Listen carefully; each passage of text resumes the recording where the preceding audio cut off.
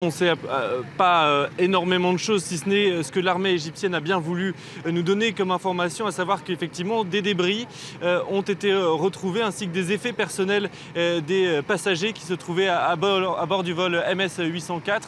La Grèce a ensuite donné un complément d'information. Il y a effectivement 2 sièges, un membre humain et puis des valises appartenant donc aux passagers qui ont été retrouvées à 290 km au nord d'Alexandrie, dans les eaux territoriales égyptiennes. Alors ces éléments, ils sont très importants, ils vont permettre sans doute dans les prochaines heures, peut-être les prochains jours, de tenter de localiser les boîtes noires, parce que ce sont les éléments les plus importants que vont tenter de retrouver notamment l'armée égyptienne, aidée des Français, des Britanniques, des Grecs, qui permettront de savoir précisément ce qui se disait dans le cockpit au moment de l'accident. Et puis ce sont énormément de données techniques sur le vol lui-même, et toutes ces données, ensuite, elles pourront être analysées par les enquêteurs. Vous savez que 3 enquêteurs français du bureau d'enquête et d'analyse sont arrivés la nuit dernière au Caire. Ils sont aussi appuyés par un expert d'Airbus.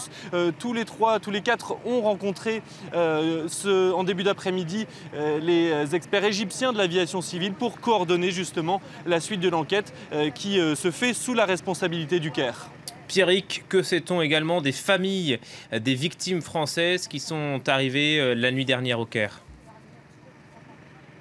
Oui, elles ont immédiatement été prises en charge, ces familles, par Egyptair, qui les a logées dans un hôtel ici, dans cette zone de l'aéroport international du Caire. Dans la matinée, elles ont été briefées par la compagnie aérienne qui leur a donné les derniers éléments dont elles disposaient. On ne connaît pas évidemment ces éléments puisque tout s'est fait à huis clos. En fin de matinée, c'est l'ambassadeur de France qui est venu en personne à leur hôtel pour les rencontrer, pour leur dire que la France était à leur côté, que le consulat français du Caire se tenait à leur disposition pour les aider dans cette épreuve.